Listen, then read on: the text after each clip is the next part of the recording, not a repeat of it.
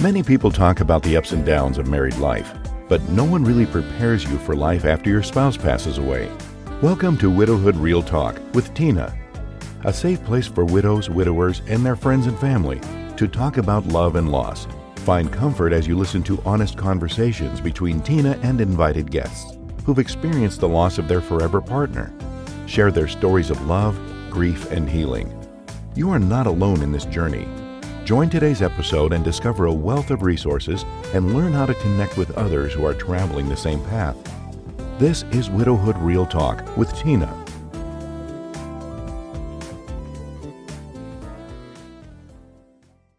Hello, Marketta. Welcome to the Widowhood. Thank you. Kind of. I was about to say, when you heard that, what came to your mind? The club that I never asked to join. Yeah, that is a very common saying in the community. We're here, but nobody wanted to be here. But what was life before your spouse? Who was Marketta? Like, where are you from? And what do you like doing? So I'm a military brat. I moved around with my dad, who was in the Marine Corps. And so then I married into the military. My husband was in the Before Air we get to Force. that, because you were like a whole person before that. I Yeah, don't. and I'm just giving you the Oh, window. okay. Here's the window. Okay. So in between that time, it's always been military. So that's what I've known. DOD schools, Okay. friends on base, traveling. We were stationed in Okinawa, Japan at one point. So Okay. a lot of my life was military life. So I really came to appreciate other cultures, different people, traveling, like I said. So that was me. I was always kind of a introverted extrovert, is what I like to call it. I Okay. kind of sat back in the cut, but if it came to something that I really liked, I was all in. So I Oh, was captain of junior varsity basketball team.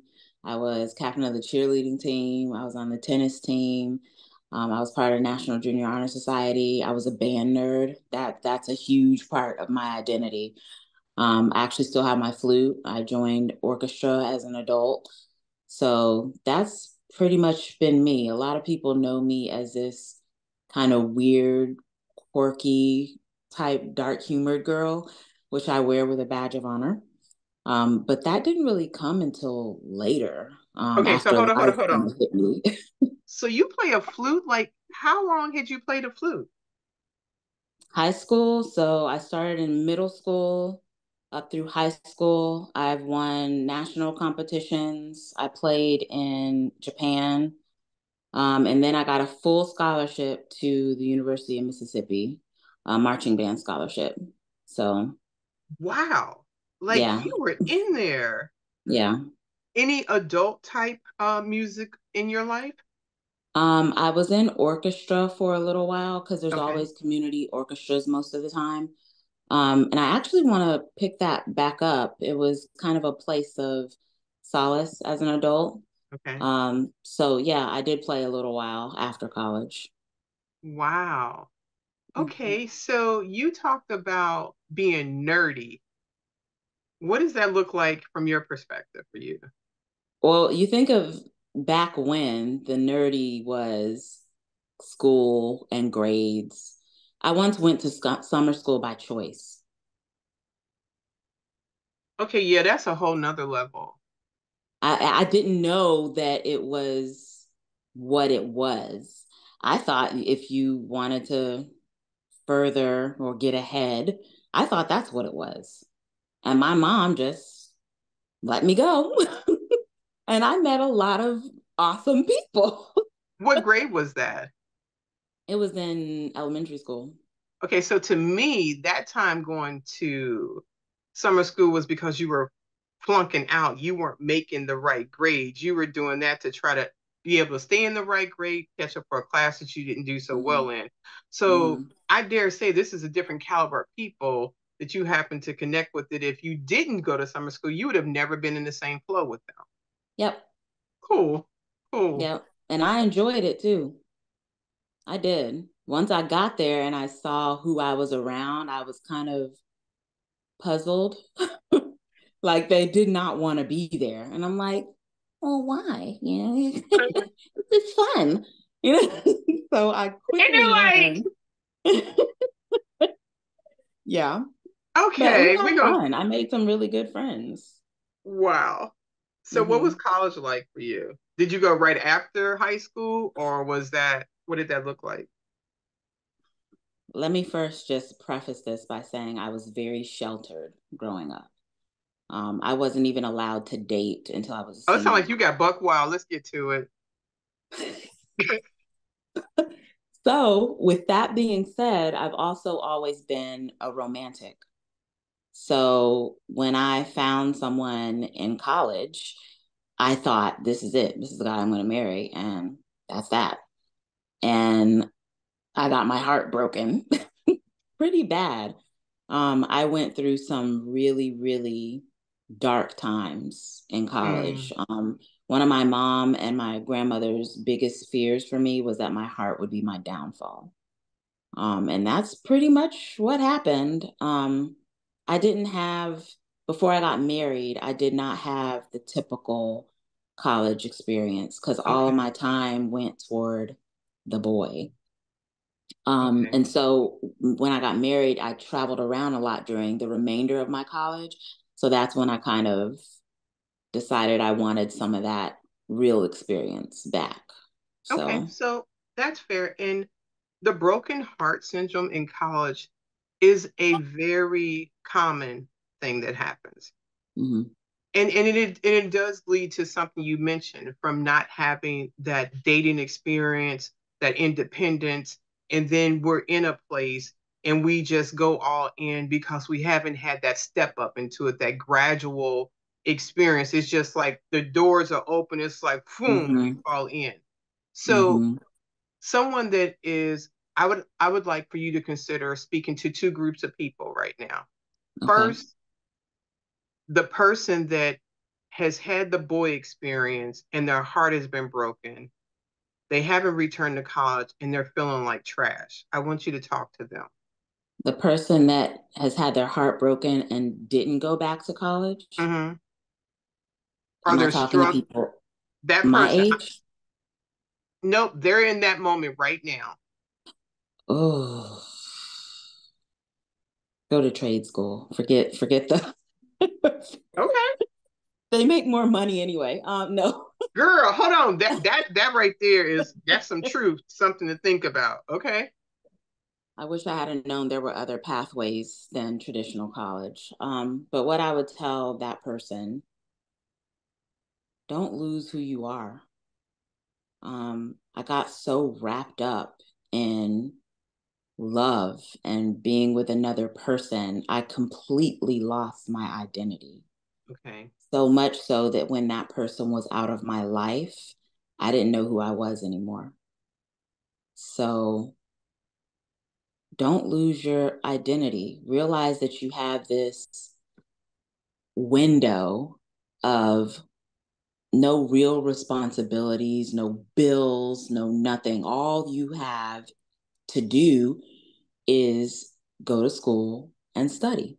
mm, Take advantage of the time and the experiences and, you know, make memories with your friends. Don't be afraid to try new things, but don't get wrapped up in one person so much so that you lose focus or have tunnel vision or forget who you are. nice. What would you say to the parent of that person that's experiencing that?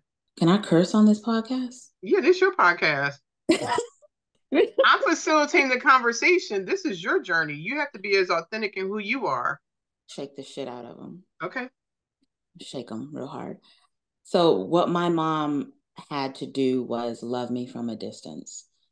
I Mm, was grown and she loved me, but she had this saying that has stuck with me.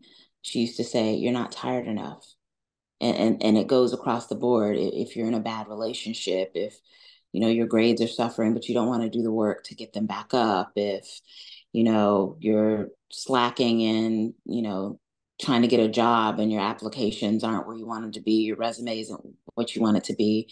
She used to say things like, "You're not tired enough." And I would tell her this relationship was so straining. He was unfaithful several times. And I just refused to let it go. And I'd tell her, "I'm just so tired and I'm so sad." She's like, "No, you're not tired enough yet." And so she had to love me from a distance. Um, and then she eventually had to step in and she took me out of school. Okay. So to parents, I would say, sometimes that's what you have to do, and it's painful. But some children don't learn unless it's the hard way. Okay.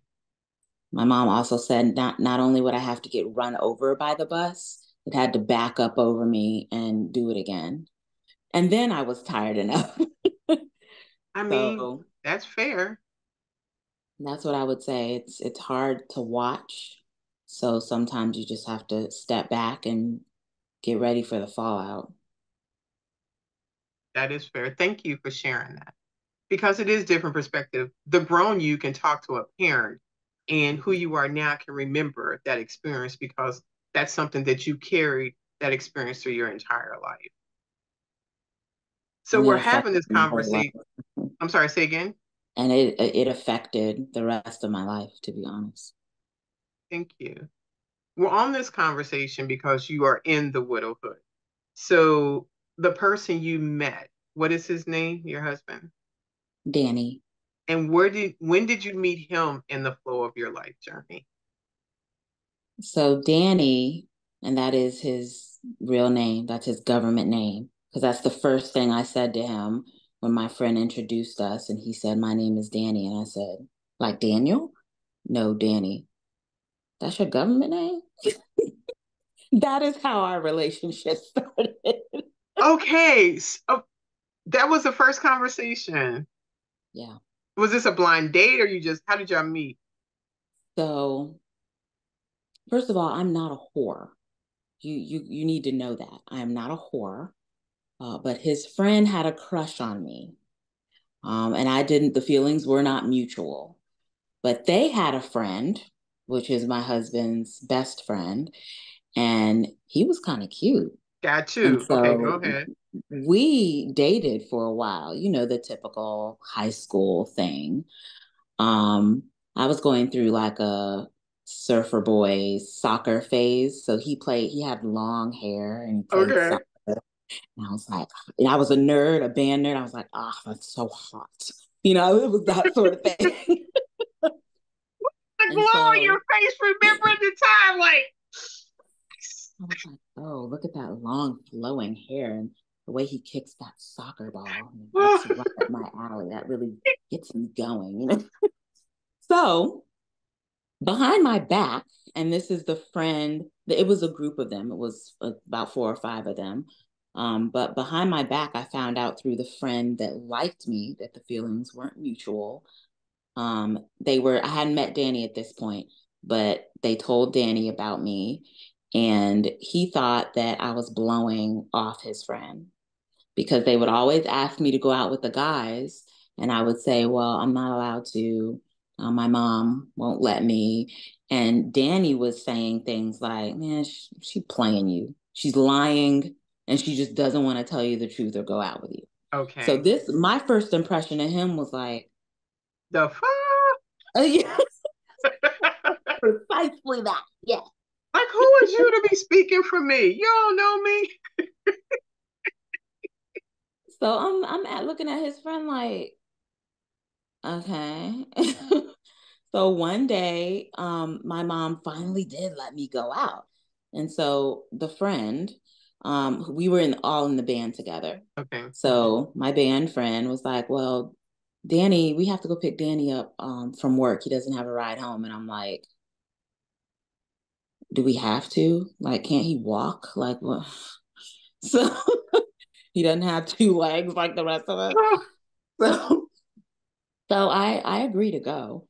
And he was the assistant manager at an arcade.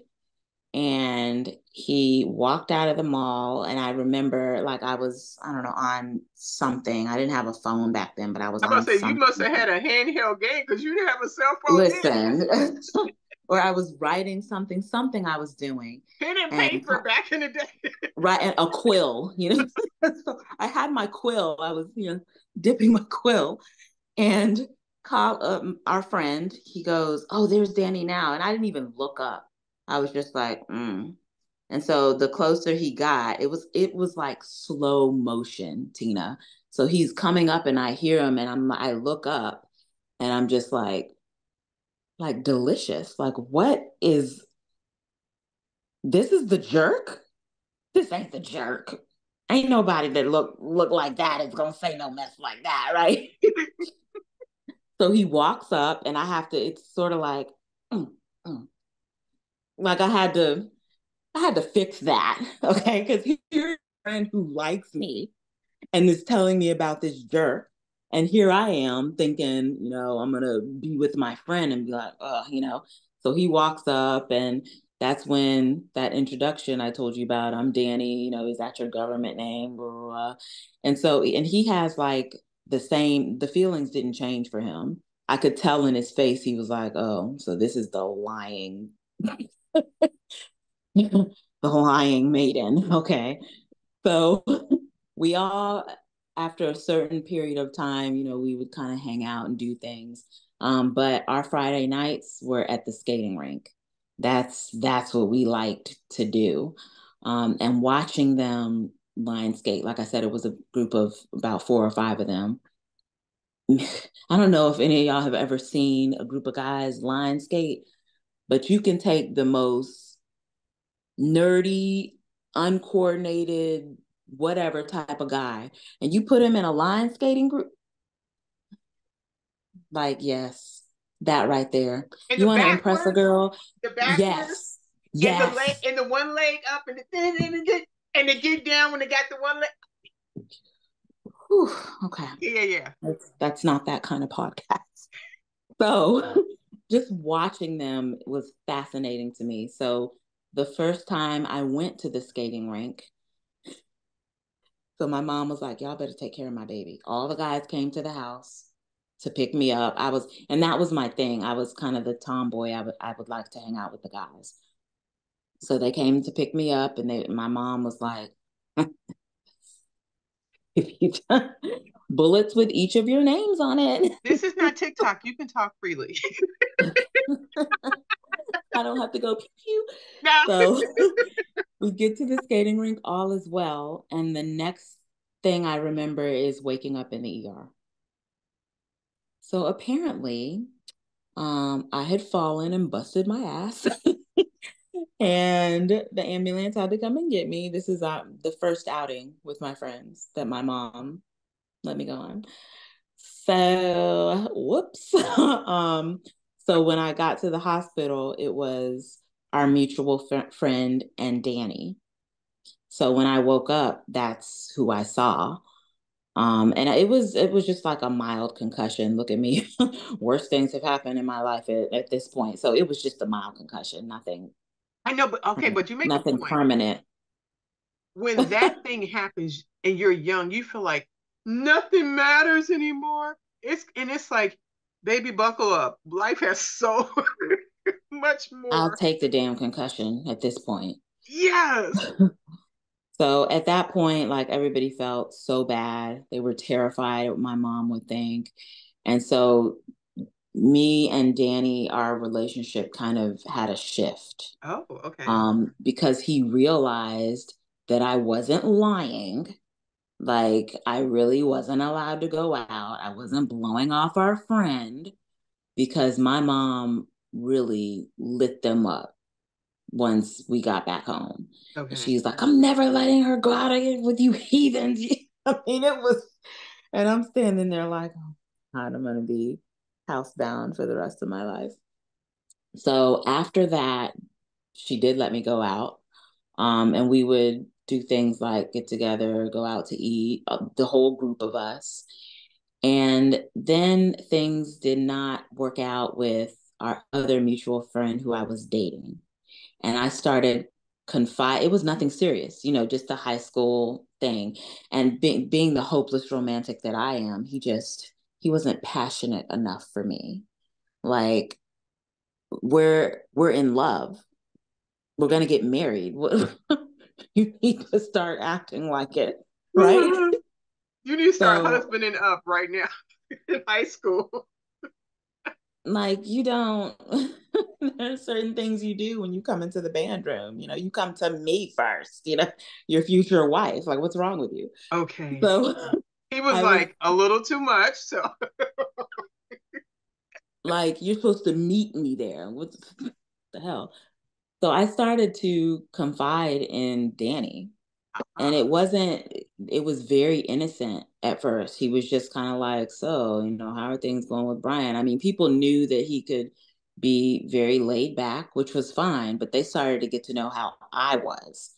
So they were like waiting for this thing to kind of meet its end. So was telling him, I was like, if you just act like he doesn't care and blah, blah, blah. And, you know, he's breaking my heart and I don't know what to do. Right.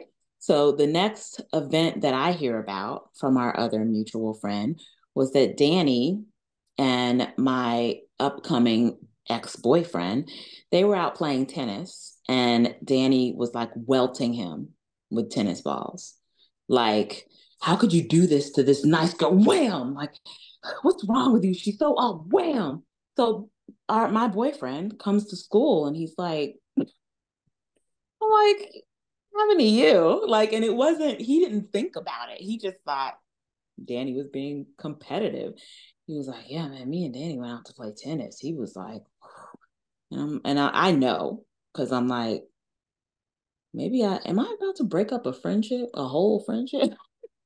So next thing I know, you know, we're talking more on the phone and me and the ex-boyfriend were fine. It's, you know, he's like, we can be friends. It's no big deal. And I'm like, oh, we just divorced and you don't care. Like, you didn't want this marriage to work in the first place. friends. Yeah, okay. So Danny and I got closer, and when the outings were happening at this point, like people could kind of tell um, that we were getting closer. And then on the phone, we were talking one night, and I don't even know how it happened, but I ended up slipping out the words, I love you. And he was just like, because whether he wanted to admit it or not, was a hopeless romantic too. Okay. He wasn't one of those guys that, I mean, and I'm not knocking this because you're young and you like to explore. He was a one person guy, very monogamous. So that set the tone for the rest of our lives, really. Okay. And he was the most amazing boyfriend, even with it just being high school. One of my first jobs was working at Winn-Dixie, Oh, and he okay. would come through my line and buy me flowers, just right through the line. And I'd be like, hello, sir, who are those for? You know, all the other cashiers. And I'm like, Right. this is who I'm gonna marry. This is my husband, right? But little did I know that my sheltered ass was like, I'm going off to college. This long distance thing, yikes. Like, it was that sort of thing. How did he Um, respond to that? well, he had asked me to marry him, like before I knew that I wasn't gonna be, you know, ready for a long distance thing. So I said no, but that I didn't want to end our relationship. Like, I was willing to give it a try when I went off to college. Um, and it just didn't work. Okay, I'm gonna So, pause right here. I know. So as we're having this conversation, let's be clear. I knew about the hardship of the guy in college. I didn't know about Danny proposing beforehand. So this conversation right here, I'm over here like, I need some tea. Like, what in, like, Yeah. okay. So, and I say this to say you can always find out something new about somebody. You think you know them, stuff will happen, and you like, okay, Yeah. so It Danny gets better, proposed, by the way. huh? It gets better, by the way. So he proposes, you say no, you go to college. How do we get from the horrific breakup to back with Danny? So we were still talking in college as friends.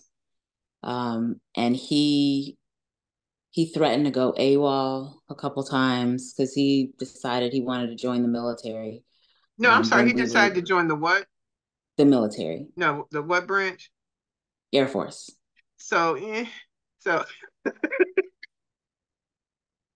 a dad that was in the Marines versus the guy in the Air Force. I was in the Army. I'm just gonna leave it at that. I don't want to offend any of my Air Force serving military people, but okay, just Air Force. Go ahead.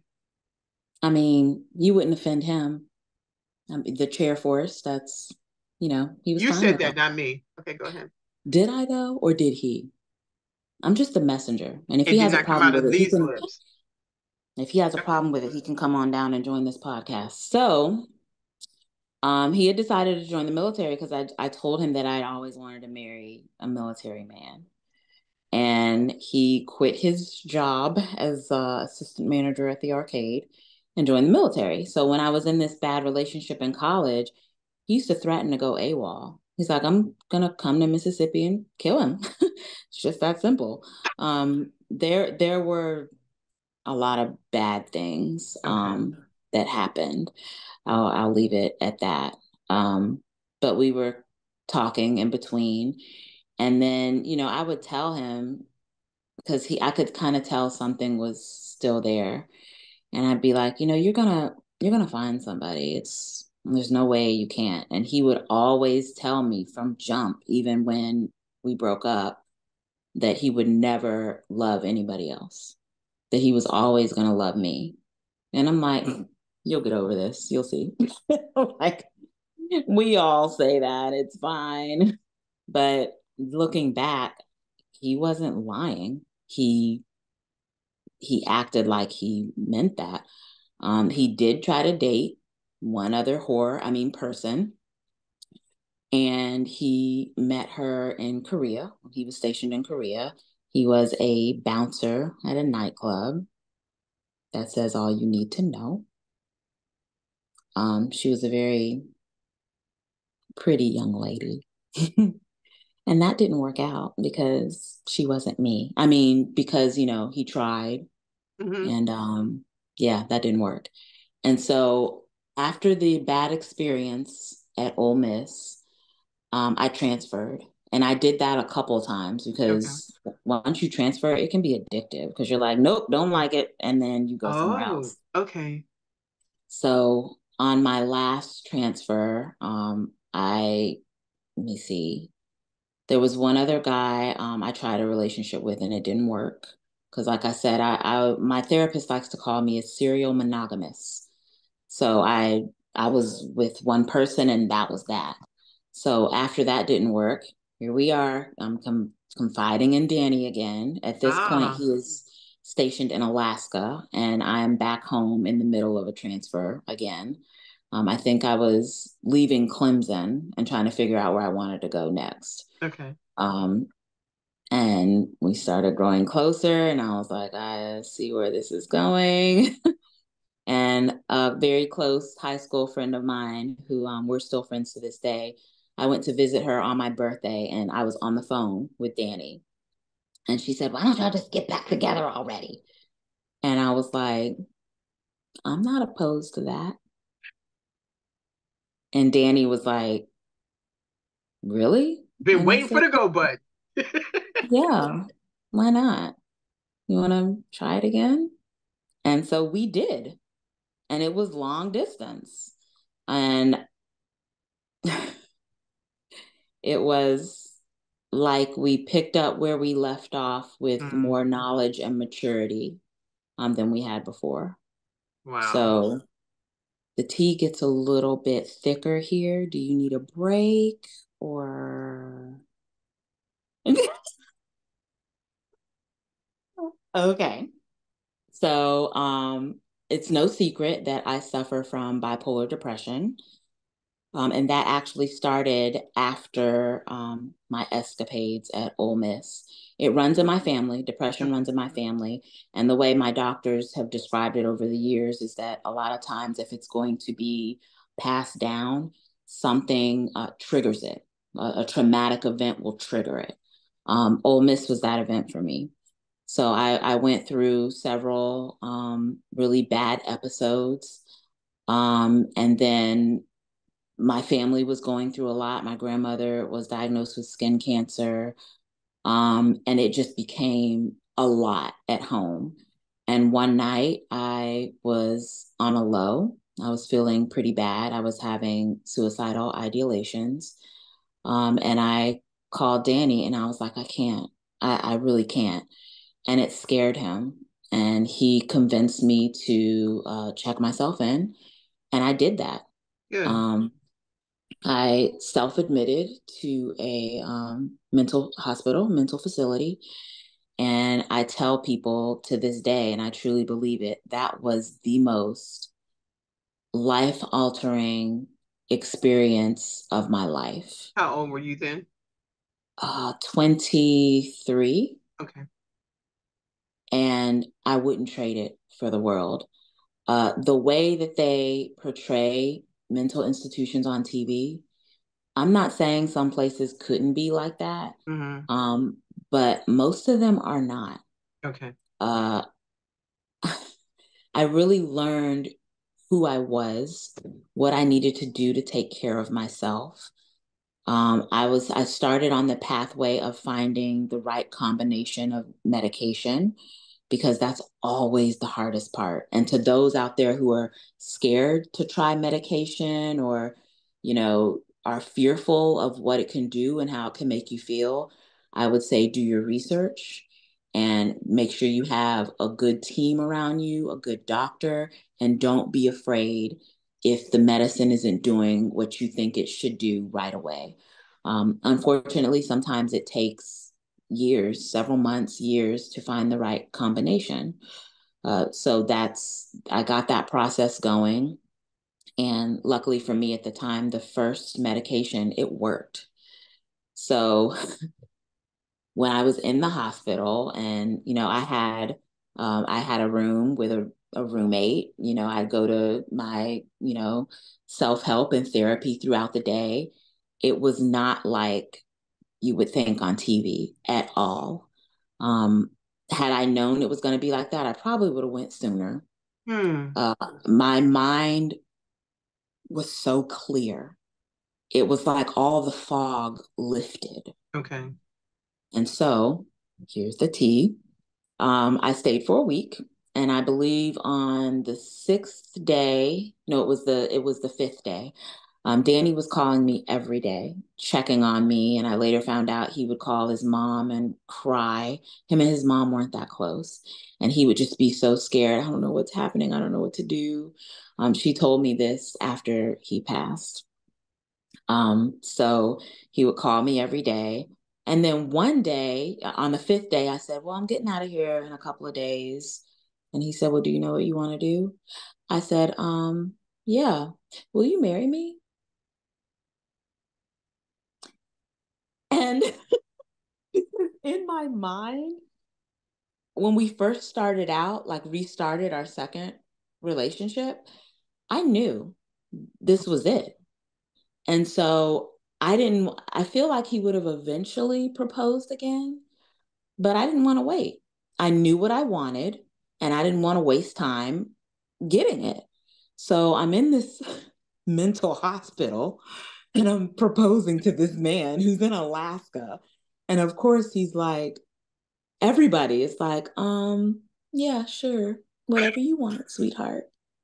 Just whatever you need to finish these last few days. And I'm trying to tell everybody, I'm like, no one believes me, but I want to get married. I want to finish my education and I'm going to continue on with my life. So he had that sort of outlook on it. And he was like, yeah, okay, well, enjoy therapy and we'll talk tomorrow. And I'm like, okay, well, and he's like, I said, so is that a yes? And he goes, I'll think about it. I was like, yeah, but I'm me. I just asked you to marry me. What is there to think about? You know? And I later found out that he did that on purpose because I said Payback. no the first time. I mean, can you So, blame him? It's only fair. yeah, I can blame him. Okay, so I have a Absolutely. question. So, what did your community think about you recognizing your mental health issues? And the reason why I say that, a lot of people in different ethnicities shun the idea of mental health or that tough it up and you need to figure it out. How was that laid out in your life for you? My community at the time was pretty much non-existent outside of my family Okay. because again, I had secluded myself. I had tunnel vision, and so my circle was extremely small. Okay. Um, However, I will say I had the support I needed at the time. My grandmother, my mother's mother, she started the Black Sheep Club, is what I like to call it. Okay. She was the one that changed the perception of mental illness and getting help. So she was always tell my mom, if you need to, and she was diagnosed with depression, if you need help, there's nothing wrong with that. Seek help. Um, you know, she made it clear that there was nothing wrong Good. with doing that. And so my mom instilled that in her children. So she was worried, obviously, but my mom and my family, they were behind me. Danny was behind me. His parents were kind of like, you sure that's what you want? So, I mean, as time went on and I kind of opened up my circle again, people were very supportive. No one called me crazy except myself. They were always checking on me, asking me how I was doing. So I didn't have a negative experience with my diagnosis at all. Thank you. You mentioned about your own head chatter. Do you still struggle with that today? Absolutely. How do you manage Um, that? uh, I have a lot of support. And what helps the most is sharing my story, helping other people. Okay. Um, that was never my intention. It kind of started off as a kind of therapy for me to be honest with myself, to say it out loud.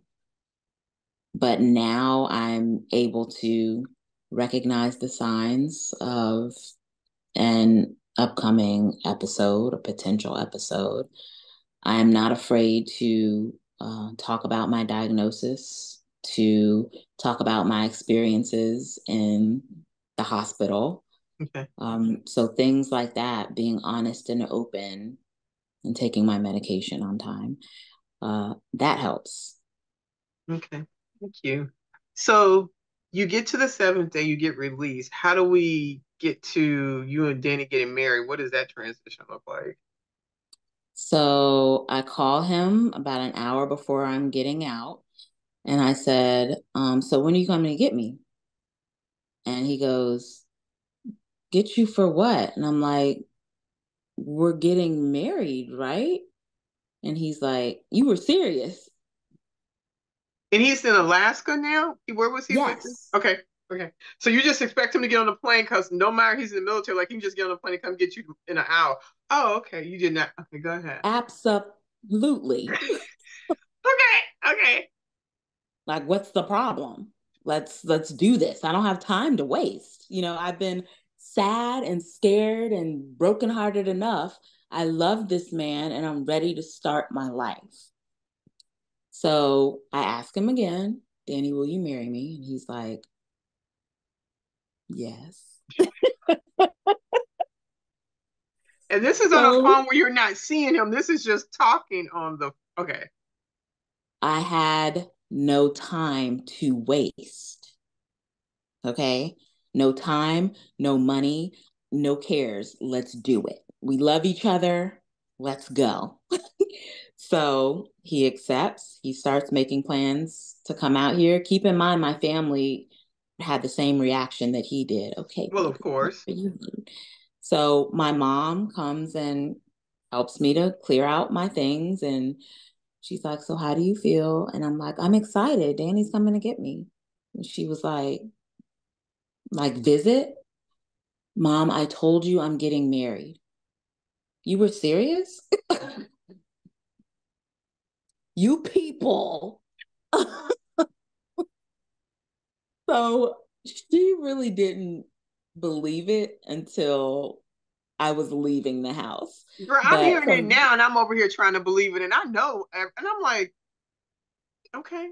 when I tell you I gained clarity, When you I say you're gained all in, clarity. you're all in. I mean, even to this day, I think that was the most clear I had ever been thinking in my life. Okay. I was ready. I was ready to restart. It was like a restart button. Okay. So we did premarital counseling over the phone. And we did this with his chaplain on base. And the reason it took a month to finish the course. And I wasn't mad because I told him, I'm not coming to Alaska. When are you getting stationed elsewhere? And it better be soon because I have no time to waste. And so he said, well, I'll see what I can do, because it's easy for me to just go in and demand to be stationed somewhere else. And I'm like, exactly. And so you just let me know. So next thing I know, he's getting orders to Idaho. And I'm like, well, that's not much better, but okay, there's no snow. Well, I found out there was snow, but it wasn't like Alaska. Okay. So that's when we started it. That took, I think, a couple of months. And so I asked him to marry me. It was that spring. So it took a couple of months for him to relocate. And then it took a month for us to do premarital counseling. And next thing I know, I'm picking his ass up at the airport. What did you gain from And premarital counseling? not enough. I got the basics. Um, the relationship stuff on par, we were good to go. Like seriously, be honest with each other, be faithful, be patient. Love is kind, love is this, love is that. Okay, got it. But I feel like we probably should have spent a little bit more time on finances and the hard stuff, Okay. the stuff that hopeless romantics don't think about. Okay. Uh yeah, that was one of those things where we had to just rough it out. So Um somebody that's thinking about getting married, what are some things that from your experience you go, also I recommend you work on this, this, and this. What would be three things or a couple of things you would say that before getting married, people should talk about, discuss, consider, yada yada? the umbrella for me is your expectations. Okay. So the three things that fall under that are finances. How are we going to work out our finances? Are we going to have accounts together? Are we going to have separate accounts? Um, what does your credit look like? Because let me tell you, when you get married, and it's the way it's supposed to be, because some marriages, you kind of it's not as cohesive as one would think. And that's fine. I'm not knocking that. But if you're going to be like a team and it's just you guys, you need to know that that person's credit history because their credit becomes your credit. Their debt becomes your debt. And I didn't know that until after I do. And so I would highly recommend you reviewing your finances. That's Okay. number one. because contrary to popular belief, love is not all you need. It's not. It sounds sweet, but it's not. Okay. So finances is one. Children, if you want to expand your family, when, if it's something, you're not interested in, I think that's very important. And kind of an extension of that, your separate families, because I was not close to Danny's family initially. He actually kept me away from them. He didn't have the best relationship with his mom in the beginning, as I said. So I think it's very important to talk about your expectations as far as families are concerned. So those would be my top three. Tell me or share with us some of your favorite memories of Danny being married. One of my favorite, and he hated this memory. And it's not a good memory, but it's one of my favorites because it helped us grow. So the finances piece I was talking about, that was something that we had not discussed. And when I moved out to Idaho, I got my job transferred from Virginia to Idaho. I was a pharmacy technician at Walmart.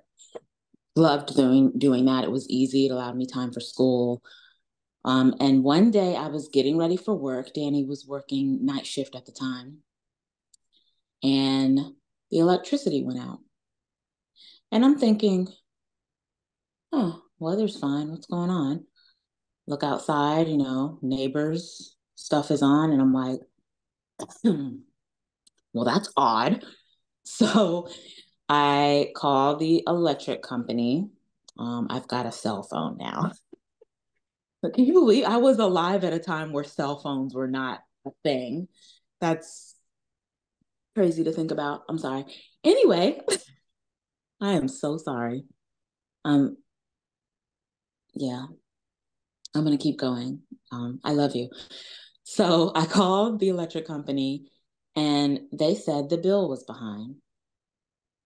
And I said, really? Okay.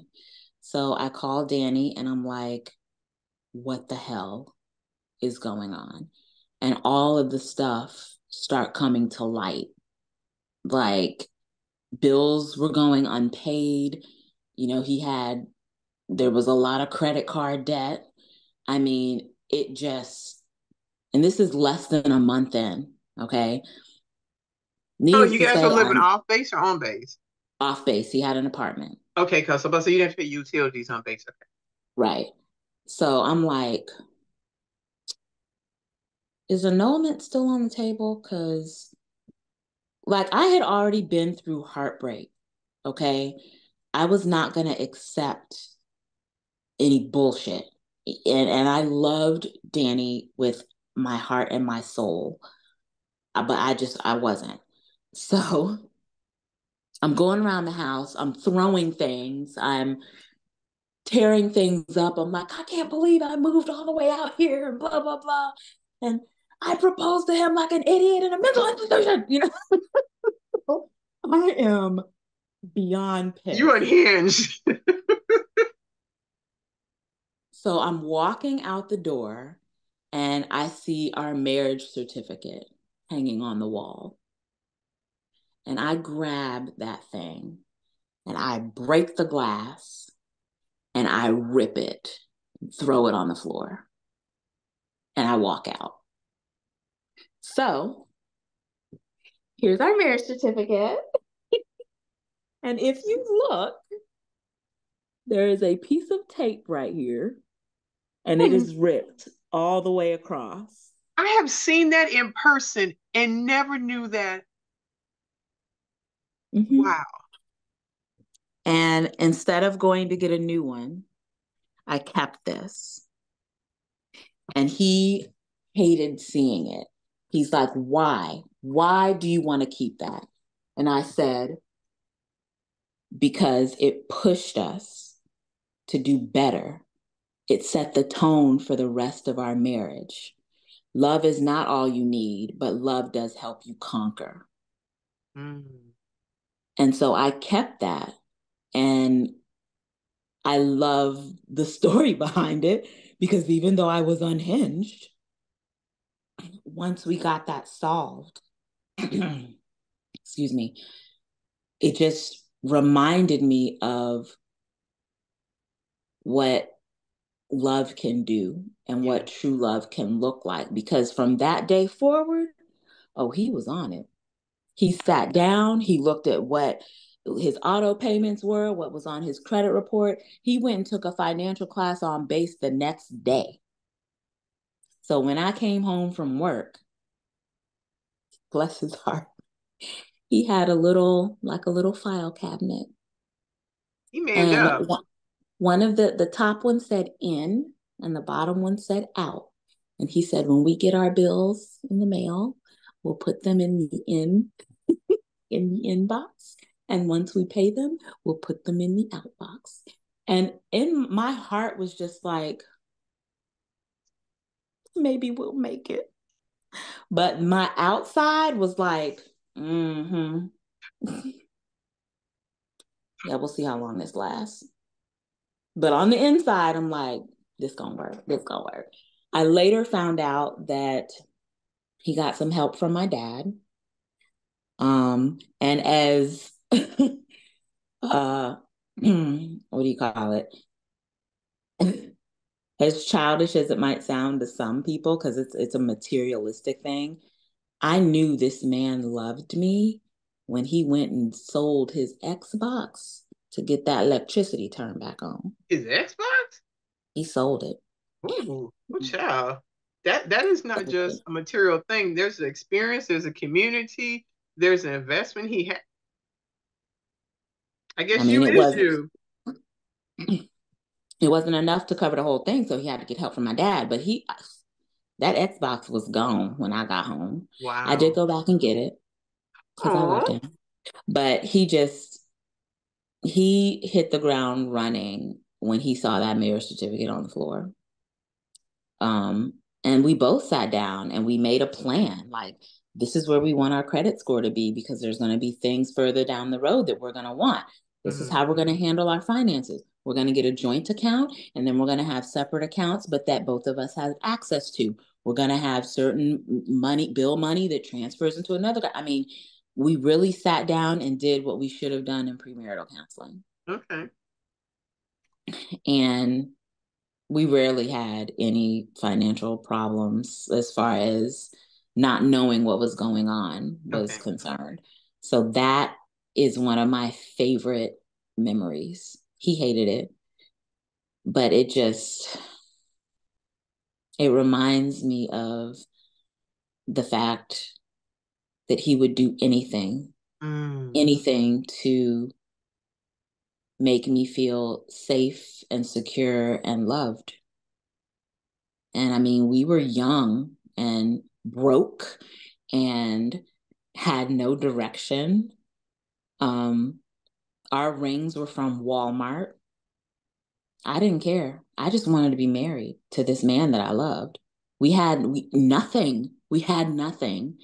And it was okay because we had a plan and we loved each other and we were teammates. We had each other's backs. How long were you married? 2 weeks shy of 13 years. Wow. But we had known each other for over 20. Wow. I want you to share whatever you feel comfortable with about Danny's transition. I don't want to ask you questions through that. I want you to be able to tell your story. Do you want to get some water? Oh, no, I'm okay. Okay. So after I finished college, we were stationed at Herbert Field in Fort Walton Beach. And it took 11 years and 7 schools for me to finally graduate. I got a degree because I kept changing. I was like, I think I'll be an astronaut. No, wait, I'll be a doctor. No, I'll sign for the president. I'll be the sign language person. Like, I just... Really? Oh, gosh. Yeah. Okay. I changed majors as much as I changed my jobs. I mean, it was a lot. And Danny finally sat down. He was like, look, your debt is my debt, right? We need to figure this out. Didn't you like to write in school? How about you do something with your writing? I'm like, what in the world am I? That's dumb. And then I graduated in communications with an emphasis in journalism. Loved it, by the way. So that happened in 2012. We were stationed at Hurlburt Field. And about 2 years into my journalism career, I was like, I think it's time. I think it's time for us to expand our family. I want a baby and I want it tomorrow. There's a pattern here. There's a pattern here. Okay. So I'm on my hopeless romantic gag now. Like, we need nothing but the love to create and manage and nurture a child. And Danny's like, yeah, so slow your roll. We need to buy a house. We need a new reliable source of transportation. I might want to get promoted. Like, he had a plan. Danny was the planner. I'm telling you, this marriage certificate, I should have ripped that the first week. Like, he had a plan. Ever since that, he always had things worked out. While I was like, let's just do it. Like, what's the holdup? So we spent the next year executing his plan. We got new cars. I got promoted. He was working on his promotion. We bought a house. Like, everything was falling into place. And then finally, he was like, all right, let's give it a whirl. For people out there who don't accidentally get pregnant, like you're trying, I say, do not be surprised if it doesn't happen right away. Things can get frustrating. This was around the time that we argued the most in our entire marriage. Like, it's rough because, unfortunately, sometimes sex is scheduled. So it's hard. And I knew we were going to get pregnant the first time. Absolutely not. And he tried to tell me, he was like, Keita, because he was the only person that called me that. He said, Keita, I don't be surprised. And I'm like, whatever, my body is ready to go. So this is what I was made for. You worry about yourself and your part, and I'll take care of the rest. And he's like, all right. So it didn't happen right away. Then we got stationed here in Tampa, and the journey was still journeying. I left the newsroom because it's a very volatile environment. And once the Trump era hit, it got real crazy. And I was like, nope, I love what I do, but not this much. So I went into the marketing side of my degree. Very easy, simple. I was a social media manager for a higher education institution. And so that allowed a less hectic schedule and career for me. And less stress. Right. But it still wasn't happening. So that's when we started going to the fertility clinic. We got all the tests done. They suspected maybe a little bit of endometriosis, but they couldn't find anything else. And so we planned on going for 3 rounds of IUI. And for those who don't know, that's what you do. That's the step before IVF. Okay. So IVF is when they take the sperm out, take the egg out, combine them, put the egg back in the woman. IUI is where they take the sperm out, keep the egg in, and you time it just right, and then inject the sperm. So it's cheaper because you're not taking both parts out. But it could also be a little more stressful for some people because that timing. So we were ready. Also for those who don't know, there are loans you can take out for fertility. I did not know that. So we had taken out a small loan. We also had our savings, and we had enough for 3 rounds. And what year is this? This was 2018. Okay. Oh, whoa. So you started this 2014, so 4 years of this. Okay. Yeah.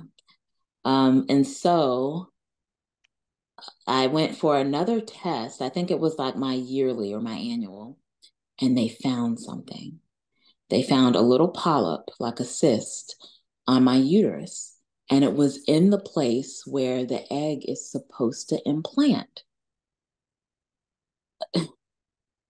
Without going into too much detail, because I don't want to be sitting here talking for 7 days, when this wasn't happening for me before I found out about the polyp, I thought it was because of things I went through in college. Remember, I mentioned that my boyfriend, who I forgot to mention, he did propose to me, so I was engaged for a while to this boy.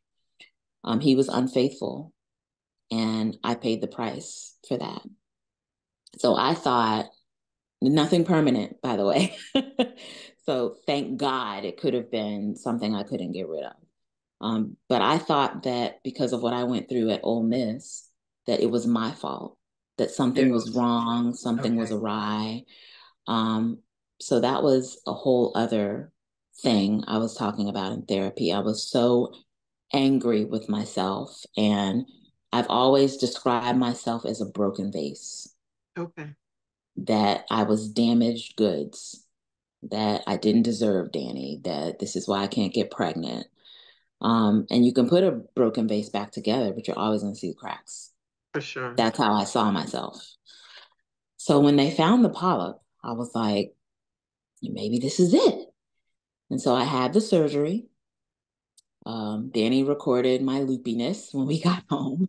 Let me tell you, those drugs, oh, I wish I could have some for the house. Um, so we got that taken out. My doctor said, okay, let's wait a cycle, make sure everything is healed up. And this was in April, maybe March or April. And so we waited a cycle. And then in April, we tried. And by June, I was pregnant. 2018 or 19. okay. Unfortunately, it wasn't viable. And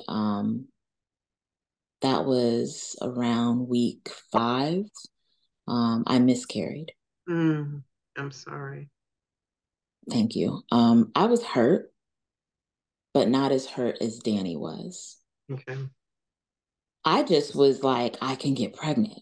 Like, Okay. holy shit, I can get pregnant. Danny just, he wanted to give me the world.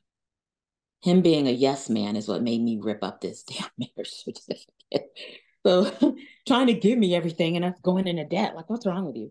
And so when he learned to say no, I was like, oh, daddy, but also who the fuck do you think you're talking to? So now we're at the point where it's a yes, and he wants to give me the world. And so when it didn't happen, he was angry. He wanted this for us, but he wanted it for me. And he didn't talk for 2 days. He just didn't want to talk. And I told him, because we found out, he came to pick me up from work. And we found out in the car, they called us. Oh. And because I went to take a blood test that morning because I had started to spot. Okay. And then they told us, your HCG levels, the chemical that shows you're pregnant, they've dropped and you miscarried. And I remember him hitting his steering wheel hard. I had never seen that reaction from him. And I was worried. And I told him, I said, whenever you're ready to talk about it, I'm here, but I'm not going to push you. And I reassured him that I was okay because I knew it was more about me. I said, I'm okay. We can get pregnant. I'm okay.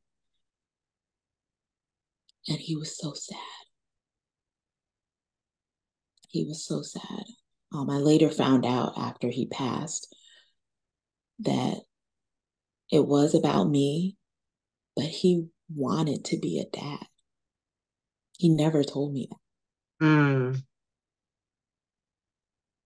He just agreed for us to expand our family, but he never actually said, I'm excited to be a dad. I want to be a dad. So looking back now, I know that he was genuinely disappointed and hurt. So I said, we can try again. It's no big deal. I can get pregnant. And keep in mind, my doctor said after the surgery, if it doesn't work, we're going to try a couple of cycles, then we'll start IUI. So IUI was already on the calendar. And then I got pregnant. So I was like, we don't have to use the loan money. We can have this baby the freeway. We can give it back. Okay, how much would the loan been? Ish. Maybe $3,000. Okay. Loan's a loan. Okay. But I can't remember if that was for 3 cycles or 1. Okay. I can't remember. All I remember is seeing $3,000.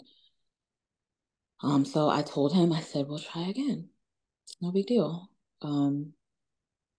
So then we tried again, and I got pregnant again. But one of the most popular phrases they use in the fertility community is stay optimistically hopeful, because you just never know. And this timeline is now what with the second pregnancy? July. So I got pregnant in June, miscarried. Okay.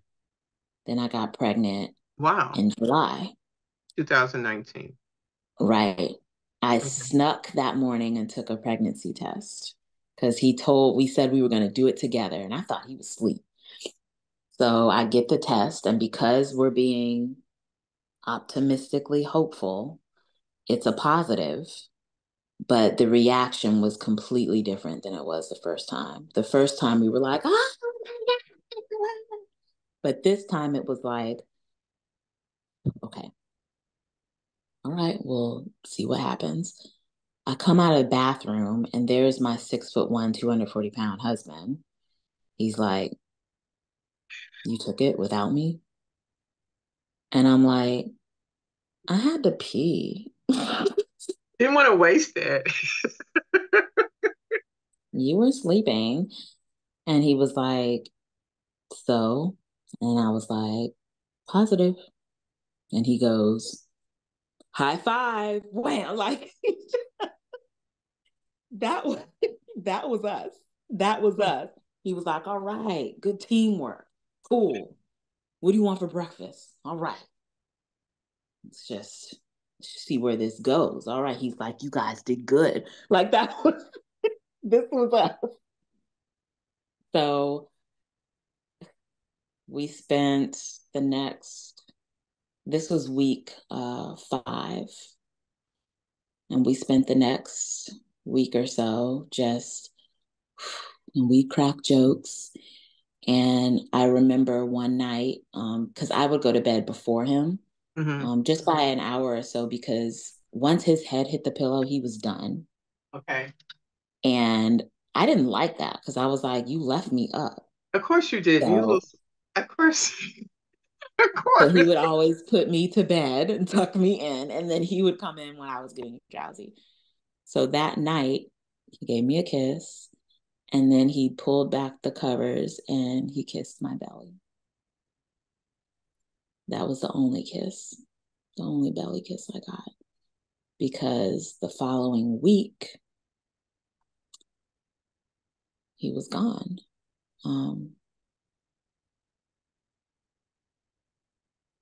I was at work that day, July 17th,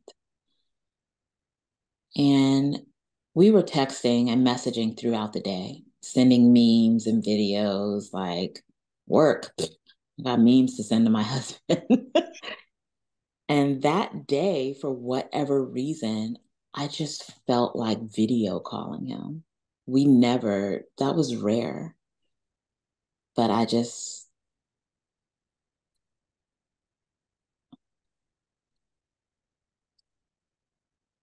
don't know what it was that day, but I just wanted to see him. And I called, I had my feet up, I was in my office, and he goes, what's going on? Is everything okay? I'm like, yeah, I just called to show you my feet. I'm trying to take it easy, and I've got my feet up and my laptop. Because you're knocked up. Right? I'm with child. And he's like, you're interrupting my workout. I was like, my bad. I just wanted to see the man who knocked me up, or whatever. And so we chatted just for a few seconds. And we never, ever, and I know you know this, this was a tradition that started with my grandmother when I went off to college. I told her bye. I said goodbye. And she said, it's never goodbye. It's see ya. We never say goodbye. And that's when it started, that tradition for me. I don't say goodbye to those I love. I always say see ya. So after that conversation, he was like, okay, well, be careful. Driving home, you're carrying my seed, and I'm going to go work out. And I was like, okay, I love you. See ya. And he said, I love you too. See ya.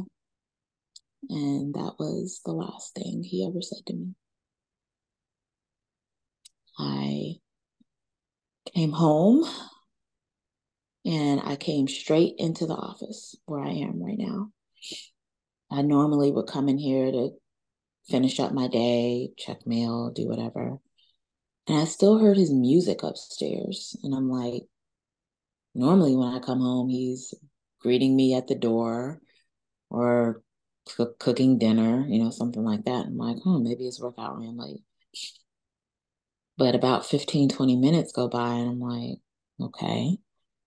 So I went upstairs and I tried to open the door and his foot was jamming it. Sometimes he would fall asleep up there after his workout, playing on his phone or whatever. So I'm like, you fell asleep again? And our gym has 2 entrances. So I went around the other entrance. And when I opened the door, he was collapsed on the floor toward me. His eyes were open, but his lips and his nail beds were blue. Mm. And I remember specifically the feeling of knowing he was gone.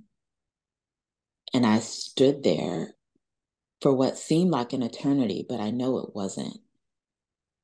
And I remember knowing that my life was never going to be the same. Just looking like I had never seen this man look so helpless in my entire life. I mean, he looked peaceful, but my protector was laying on the floor.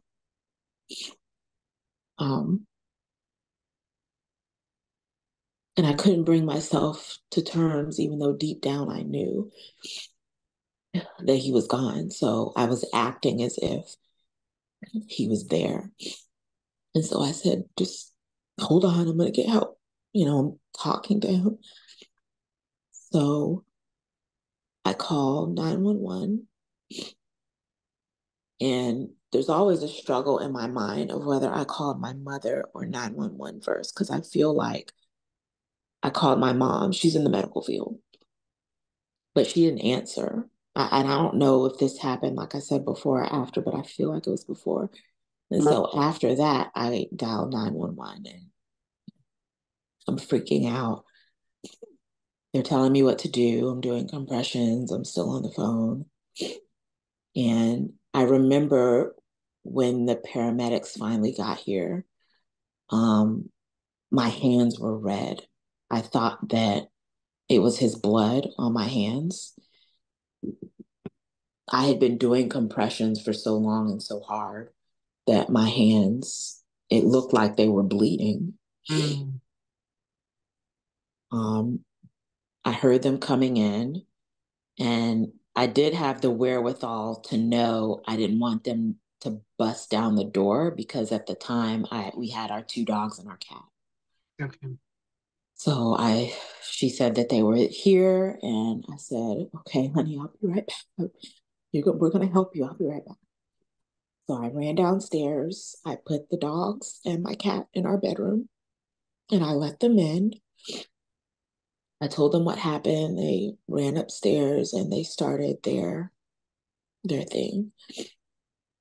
A policeman came in and I'm following them up the stairs, and the policeman is like guiding me back down, and he's like, "Just let them do their job, calm down." And I'm telling him, I said, he can't do this. I'm pregnant. He can't be dead. And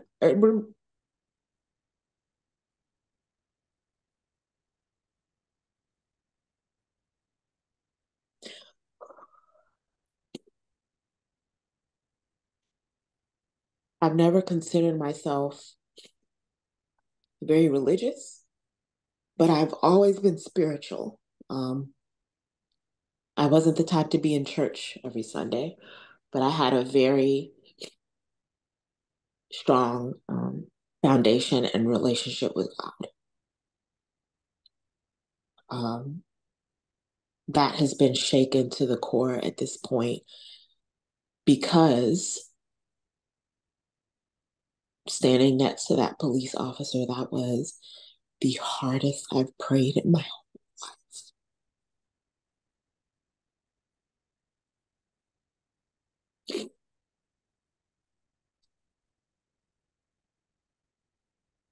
And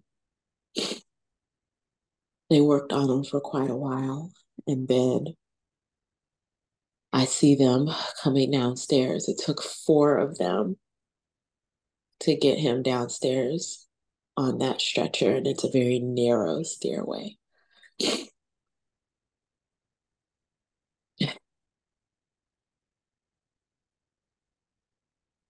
And I remember thinking,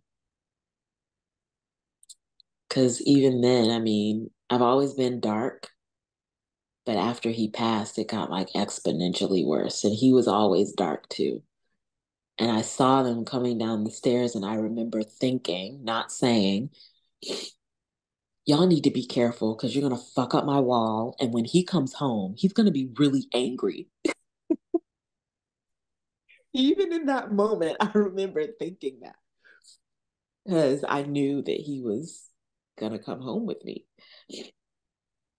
And they took him out the door and put him in the ambulance. And the fire truck was out there, and so was the policeman, and they worked on him some more.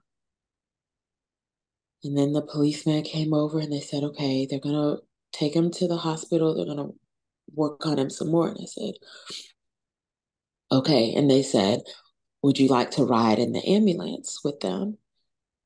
And I adamantly said no, because he's going to need a ride home when he wakes up.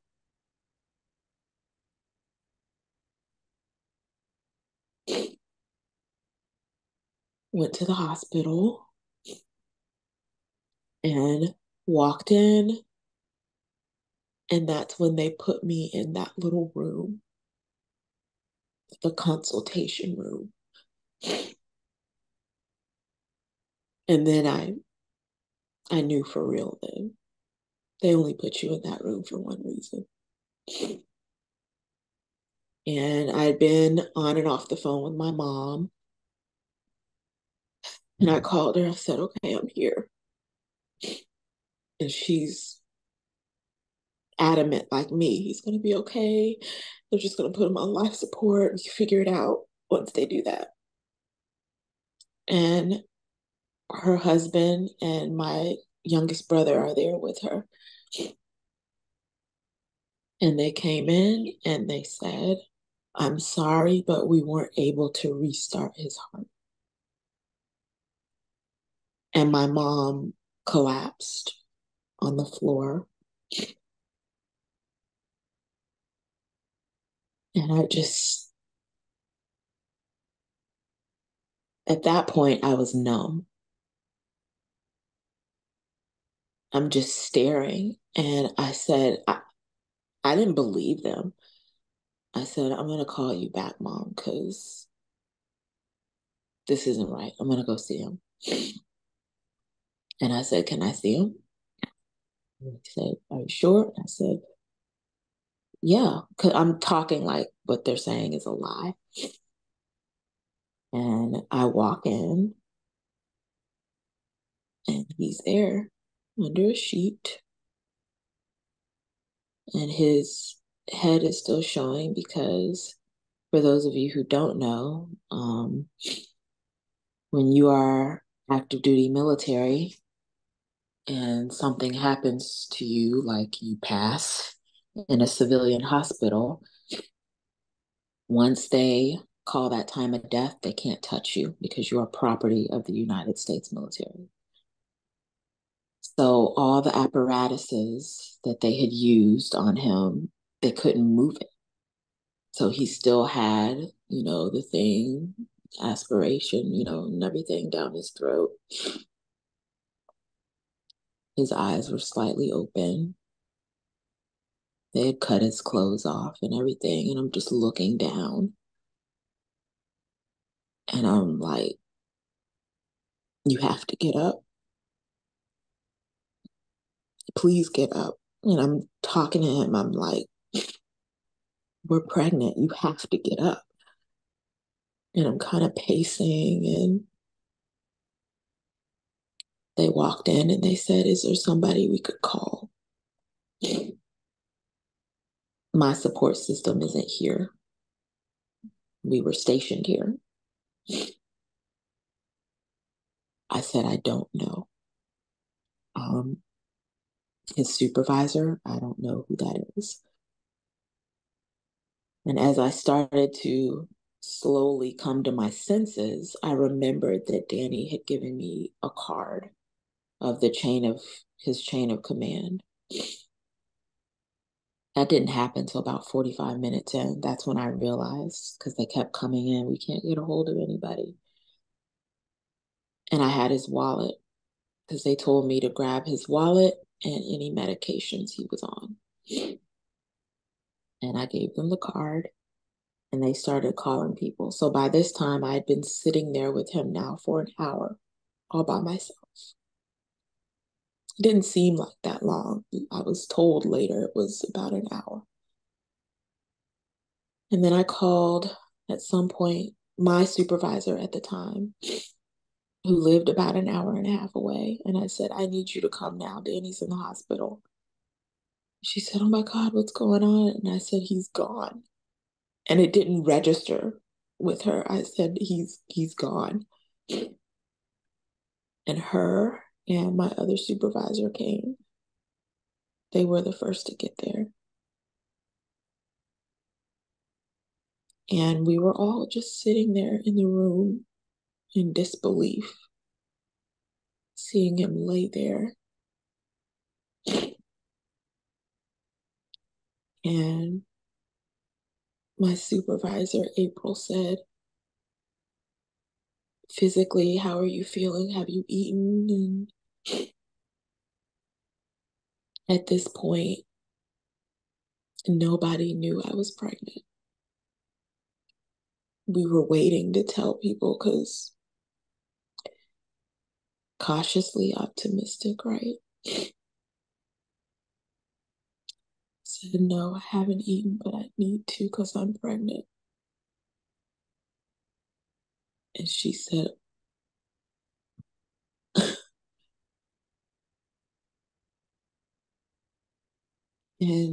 I'll be right back.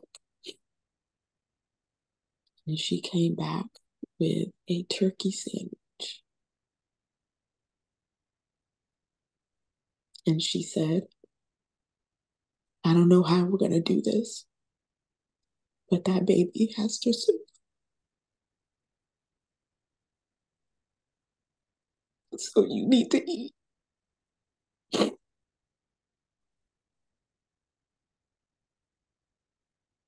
And people started coming in. The supervisor, the military gives you a casualty assistance officer. They came in. And I'm eating this sandwich next to my husband's body when they come in. And his supervisor kind of took me aside and he said, I know.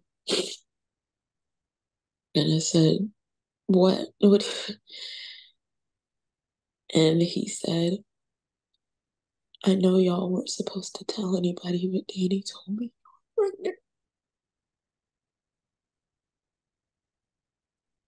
pregnant. And I remember being so happy because, men are supposed to put on the happy face and be strong and stoic. But his supervisor could tell something was off at work. And he took Danny aside and was like, man, what is going on? And this particular supervisor has 7 kids that they homeschool. So he knows a little something about being scared. And he told me that Danny told him, nobody knows this man, but Marketta's pregnant. And I'm scared. And when he told me that, I just, thank God he talked to somebody. He was always so worried about me that he would put himself on the side most of the time. So I was happy he told someone. And his supervisor said, we'll make it through this. You got to. That's Danny's baby. That's your baby.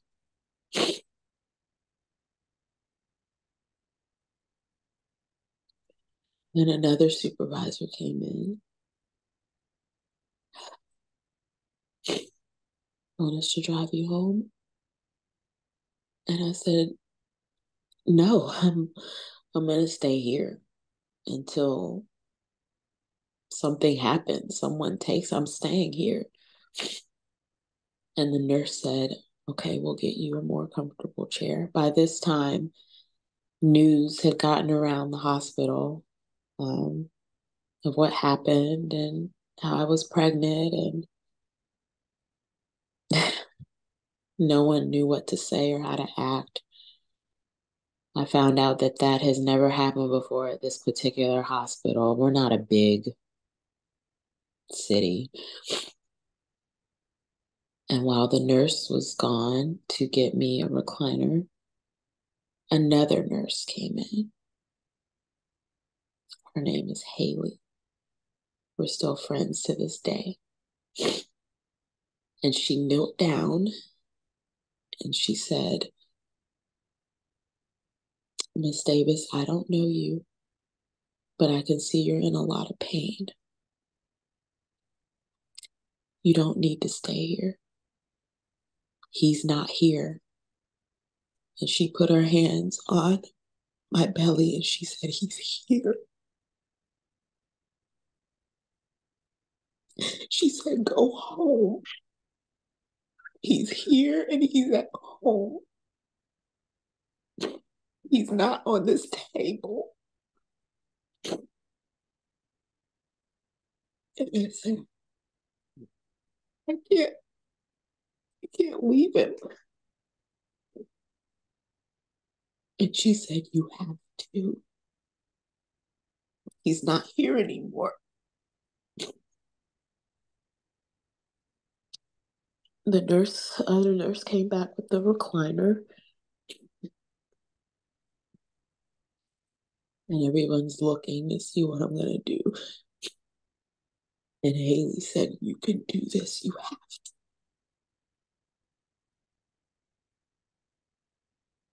And I said, okay. And I went over and I touched his face and I laid on his chest. I told him I was sorry for not coming upstairs when I got home. I later found out that he was gone long before I got home.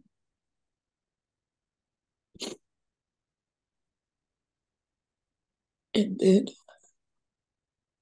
I held his house holding his hand tight. And Haley said, you can do it. And I said, just take me. I can't do it myself. Just walk me. Just take me away. And they had to pry me from him.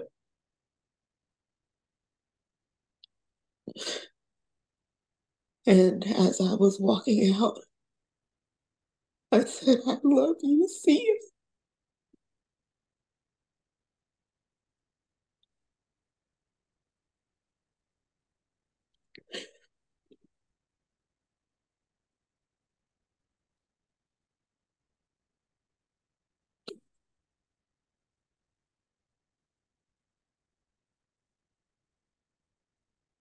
I let them drive me home.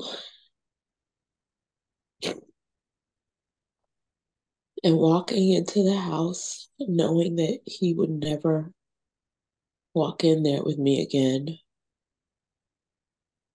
was foreign.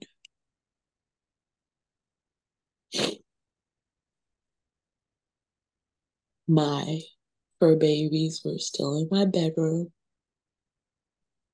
And I told Danny's supervisor, I said, I have to walk my dogs. They've been in there all afternoon. And they said, no, we'll do it. You go lay down, we'll do it.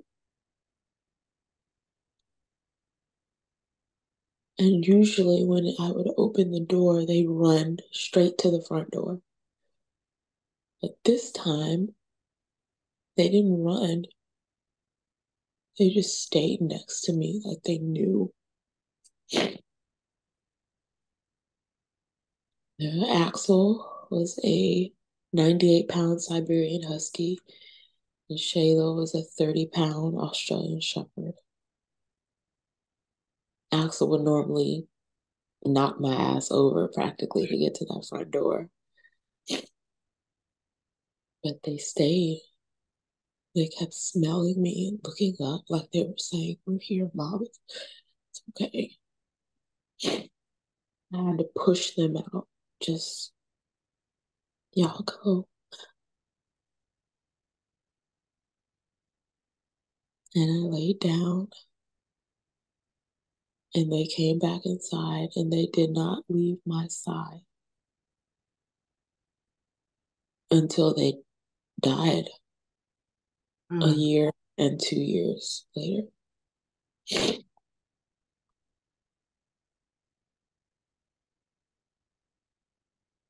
Danny visited me that night. He visited me.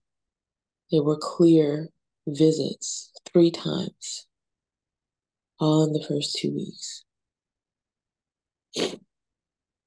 And that night, I didn't think I got any sleep. I had to have because he visited me. We were sitting on the couch and my cat, Pumpkin, ran down the hall and Danny ran after her like they were playing.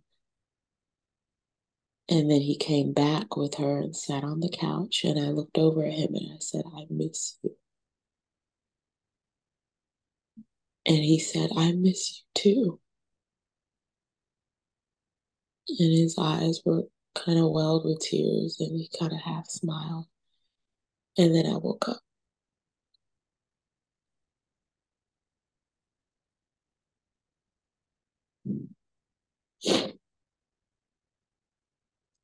And that was the beginning of my widowhood journey.